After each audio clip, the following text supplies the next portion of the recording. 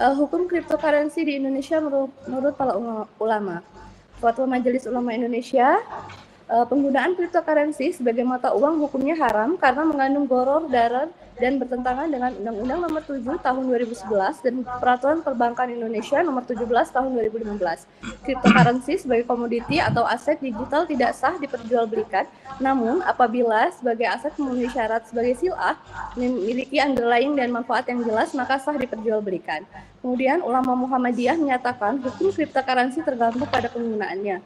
Untuk menghasilkan produk atau jasa yang haram, atau jika digunakan untuk menghasilkan yang halal, maka produknya akan tetap halal namun sebaiknya tetap dihindari.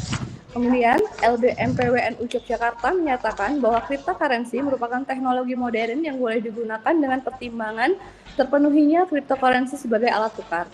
Kemudian LBMPWNU Jawa Timur menyatakan hukum cryptocurrency adalah tidak diperbolehkan karena tidak memenuhi standar sil'ah. Teori dan realita di lapangan. Secara teoritis, persepsi investor terbentuk melalui proses kognitif yang melibatkan penilaian rasional terhadap informasi pasar, tingkat resiko, dan potensi keuntungan. Dalam kerangka teori of planet behavior yang dikemukakan oleh Aitken, perilaku investasi yang ideal terbentuk melalui niat yang didasari oleh sikap positif, norma subjektif, serta kontrol diri yang kuat. Bagi investor muslim, pengambilan keputusan investasi seharusnya berlandaskan prinsip kehati-hatian, kejelasan manfaat, dan kesesuaian dengan syariah, terutama dalam menjaga harta dan menghindari unsur horor serta maisir. Dengan demikian, secara normatif, resepsi dan perilaku investor muslim semestinya mencerminkan nilai-nilai kehati-hatian, transparansi, serta keberkahan dalam setiap urusan investasi. Namun, yang terjadi di lapangan berdasarkan hasil kelas survei di Kota Metro menunjukkan adanya kesenjangan antara kondisi ideal tersebut dengan realita di lapangan. Beberapa investor muslim dalam kelas survei cenderung memiliki persepsi instan terhadap investasi koin micin dan memandangnya sebagai peluang memperoleh keuntungan besar dengan modal kecil tanpa mempertimbangkan aspek kehalalan maupun risiko spekulatifnya. Perilaku tersebut sering dipengaruhi oleh komunitas daring dan tren media sosial. Dengan demikian, terdapat kesenjangan antara teori dan fakta di lapangan yang menjadi landasan penting bagi peneliti untuk mengkaji bagaimana persepsi membentuk perilaku investor muslim di Kota Metro terhadap investasi koin micin dalam ekosistem cryptocurrency. Pertanyaan dan tujuan penelitian ini yang pertama, bagaimana persepsi investor muslim Kota Metro terhadap investasi koin micin? Yang kedua, bagaimana perilaku investor muslim Kota Metro dalam berinvestasi pada koin micin? Yang ketiga, bagaimana persepsi dan perilaku investor koin micin di Kota Metro dalam perspektif ekonomi syariah? Tujuan penelitiannya untuk mengetahui persepsi dan mengetahui perilaku investor koin micin di Kota Metro dalam perspektif ekonomi syariah. Kebaruan dalam penelitian ini terletak pada fokus koin micin. Fokus penelitian pada fenomena koin micin atau shitcoin ini hingga kini masih sangat jarang atau bahkan belum tersentuh oleh akademisi. Kemudian mengeksplorasi koin micin dari proses penciptaan, promosi hingga pola perdagangan berbasis hype dan spekulasi, tidak hanya sebatas membahas halal dan haram. Kemudian pengambilan lokasi yang unik, pemilihan lokasi penelitian yaitu Kota Metro dengan karakteristik unik sebagai wilayah yang berstatus kota, namun tidak sebesar kota metropolitan lain, namun tetap memiliki dinamika sosial ekonomi dan aktivitas muslim yang aktif. Kemudian pada landasan teori, ada teori yang digunakan adalah cryptocurrency, blockchain, dan coin micin.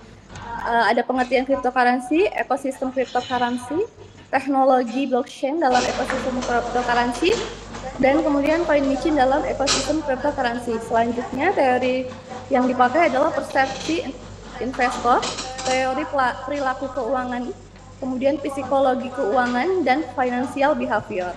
Kemudian teori selanjutnya adalah ekonomi dan investasi syariah, mencangkup maqasid syariah dalam ekonomi Islam, prinsip ekonomi syariah, konsep harta dan kepemilikan dalam Islam, gharar dan maisir dalam fikih muamalah, konsep investasi syariah, dan hukum investasi cryptocurrency dalam Islam. Metode penelitian yang digunakan adalah penelitian ini merupakan penelitian lapangan. Sifat penelitian ini adalah deskriptif kualitatif. Deskriptif kualitatif digunakan untuk mendeskripsikan persepsi dan perilaku fenomena investasi koin micin dalam ekosistem cryptocurrency. mendeskripsikan bagaimana mekanisme investasi koin micin berlangsung, menganalisis persepsi dan perilaku investor Muslim Kota Metro, dan menganalisis kesesuaian investasi koin micin dengan prinsip-prinsip ekonomi syariah. Kemudian latar dan waktu penelitian ini dilakukan di Kota Metro, dimulai sejak bulan Maret pada saat melakukan survei, kemudian pembuatan proposal dan penyelesaian penelitian ini direncanakan hingga Desember 2025. Data dan sumber data.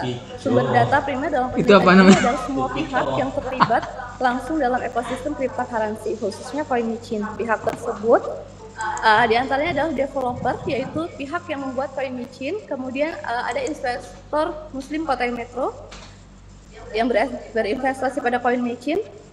Kemudian untuk menentukan informan yang relevan dengan penelitian ini, maka peneliti menggunakan teknik progressive sampling dan snowball sampling. Kemudian teknik dan prosedur pengumpulan data yang digunakan adalah wawancara semi terstruktur dan observasi. Pengamatan difokuskan pada perilaku investor dan aktivitas developer koin micin dalam pembuatan dan pemasaran koin micin di platform digital.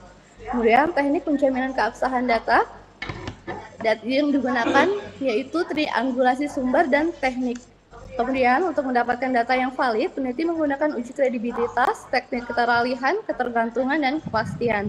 Untuk metode analisis data, teknik analisis data yang digunakan dalam penelitian ini adalah teknik deskriptif kualitatif dengan 3 tahapan. Tahap pertama melakukan reduksi, kedua penyajian data, tahap ketiga penarikan kesimpulan. Penarikan kesimpulan dilakukan secara induktif sehingga hasil penelitian dapat dipertanggungjawabkan dan menggambarkan fenomena secara utuh.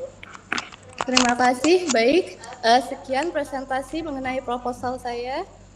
Mohon arahan selanjutnya saya kembalikan kepada Bapak Dr. Ahmad Zumaroh MA selaku Ketua Moderator. Wassalamualaikum warahmatullahi wabarakatuh. Waalaikumsalam.